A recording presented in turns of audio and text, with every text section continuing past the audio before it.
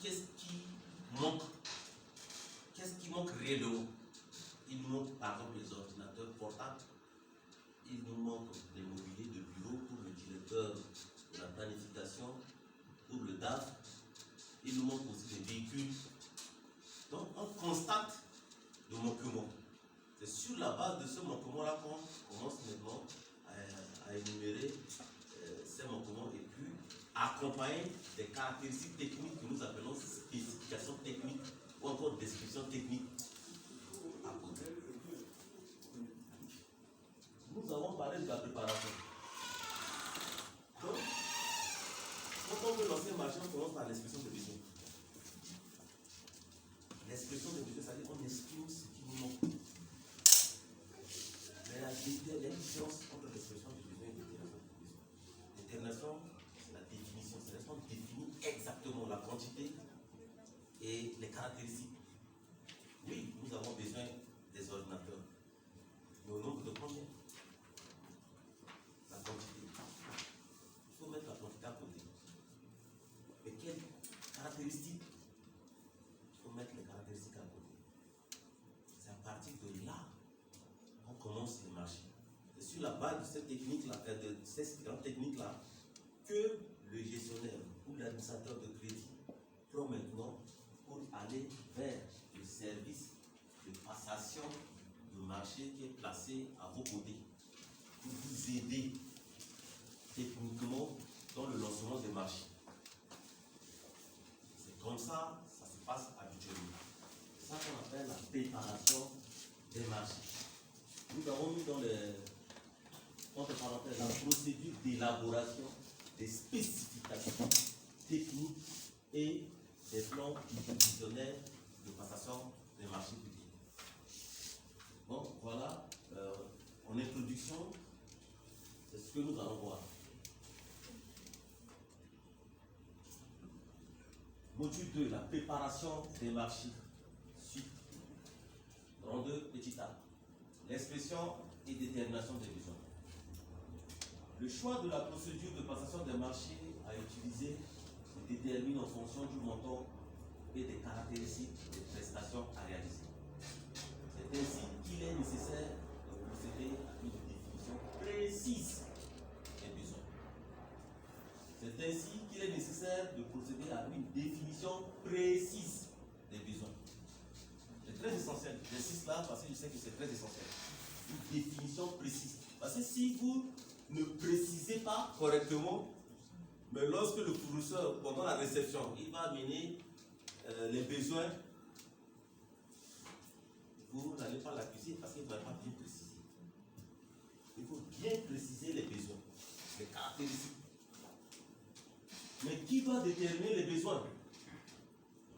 L'article 27 du Code des marchés publics dispose que la nature et l'étendue des besoins sont déterminés avec précision par les autorités contractantes avant tout appel à la concurrence ou toute procédure de négociation par entente directe. La planification commence par la définition des besoins. C'est ce que j'ai dit, définition, détermination des besoins. C'est la phase cruciale, quelle que soit la passation des marchés. Et une bonne évaluation des besoins est une condition sine qua non pour que l'acquisition objet du marché se fasse dans de bonnes conditions économiques. C'est ainsi qu'avant d'entamer une procédure d'appel d'offres, il est important de bien définir l'objet du marché pour l'atteinte du résultat final. C'est ce que je veux dire ici. Il faut bien déterminer pour l'atteinte du résultat final. Parce que le résultat final, c'est lorsque le fournisseur vous amène vos besoins. Mais si vous ne définissez pas bien vos besoins, vous n'aurez pas le droit de prendre un avocat. Donc, il faut bien définir les besoins. Il existe une nuance entre l'expression des besoins et définition des besoins.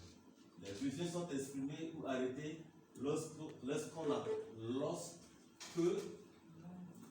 lorsqu'on a constaté un manquement et on procède à l'énumération.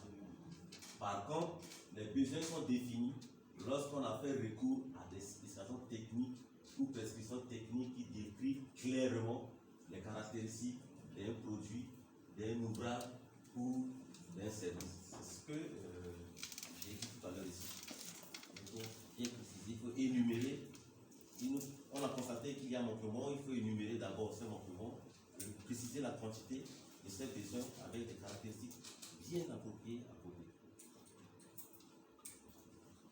Les différentes techniques, ou ce qu'on appelle description technique, ou des caractéristiques tout simplement, ne doivent en aucun cas porter atteinte au principe d'égalité des candidats.